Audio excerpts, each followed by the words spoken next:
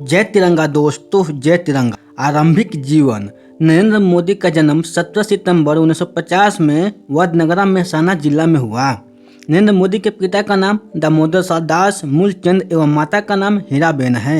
नरेंद्र मोदी के पिता बहुत साधारण तेलीय जाति के व्यक्ति थे।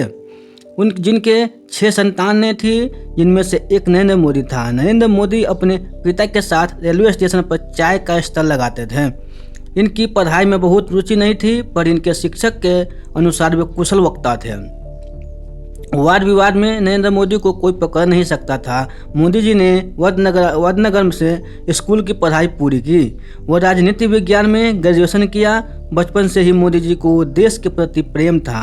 उन्होंने 8 साल की उम्र में ही राष्ट्रीय समाज सेवक संघ RSS में अपना पंजीकरण करा लिया था। यह एक शक्तिशाली हिंदू राष्ट्रवादी समूह है जो भारत के संविधान की बातों के खिलाफ धर्मनिरपेक्षता नहीं चाहता था। वो समस्त देश को हिंदू राष्ट्र बनाना चाहता था। हिंदुत्व की यह बात बीजेपी की जड़ है। नरेंद्र जब विश्वविद्यालय के छात्र थे, तभी से वे राष्ट्रीय समाज सेवक संघ की शाखा में नियमित जाने लगे। इस प्रकार उनका जीवन संघ के एक निष्ठावान प्रचारक के रूप में प्रारंभ हुआ। उन्होंने शुरुआती जीवन से ही राजनीतिक सक्रियता दिखलाई और भारतीय जनता पार्टी का जनाधार मजबूत करने में प्रमुख भूमिका निभाई। गुजरात में शंकर सिंह वाघेला का जनाधार मजबूत बनाने में नरेंद्र मोदी का ही रणनीति थी। बचपन। पिता दामोदर दास मोदी और मां हीराबेन के 6 बच्चे में से ये तीसरे नंबर के थे। इनके घर की आर्थिक स्थिति बेहद खराब थी। मां दूसरों के घर में जाकर बर्तन साफ करती थी और पिता की एक छोटी सी चाय की दुकान थी। एक कच्चे मकान में पूरा परिवार रहता था। गरीब के कारण 2 वक्त का खाना भी सही नसीब नहीं होता। संघर्ष भरे माहौल में मोदी जी ने बहुत छोटी उम्र में ही जीवन के कई ऊंचे नीचे पड़ाव देख लिए थे। बचपन से ही इनका पढ़ाई लिखाई का बेहद शौक था। ये बचपन से ही स्वामी विवेकानंद एवं उनके विचारों को अपना आदर्श मानते थे।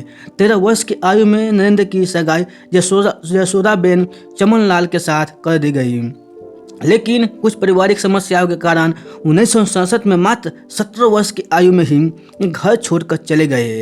ये घर छोड़कर उत्तर भारत में स्थित स्वामी विवेकानंद द्वारा स्थापित हिंदू आश्रम एवं कोलकाता के बेलूर मठ ऐसे ही कई आश्रमों का भ्रमण करने लगे। राजनीतिक जीवन। जून 2013 के लोकसभा चुनाव में बीजेपी की ओर से मोदी को प्रधानमंत्री उम्मीदवार घोषित किया गया, जहां कई लोगों ने पहले से ही उन्हें भारत का प्रधानमंत्री मान लिया था, क्योंकि कई लोगों का मानना था कि मोदी में भारत की आर्थिक स्थिति बदलने का और भारत का विकास करने की ताकत है।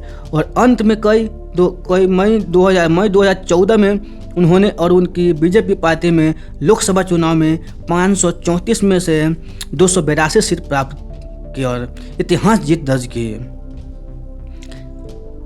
और इसी जीत के साथ उन्होंने भारतीय राष्ट्रीय कांग्रेस को हराया, जो पिछले 60 सालों में से भारतीय राजनीति को संभाल रही थी। भारतीय जनता ने उसे समय दिखा दिया कि वे उस समय मोदी के रूप में भारत में बदलाव लाना चाहते थे।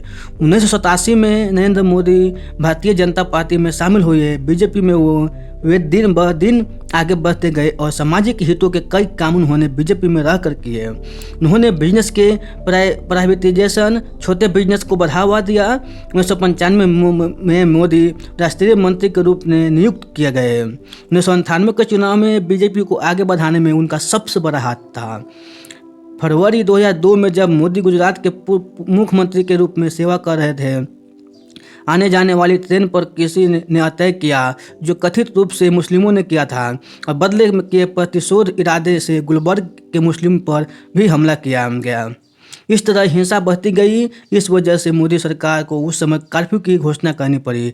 कुछ समय बाद दोनों ही समुदाय में शांति की स्थिति आई और तब मोदी सरकार की कई लोगों ने पूरे देश में आलोचना की, क्योंकि उस हमले में 1000 से ज़्यादा मुस्लिम मारे गए थे। मोदी के विरुद्ध 2 जांच कमेटी गठित करने के बाद सर्वोच्च न्यायालय ने पाया कि मोदी के विरुद्ध कोई गवाह नहीं है जिससे उन्हें दोषी ठहरा सके।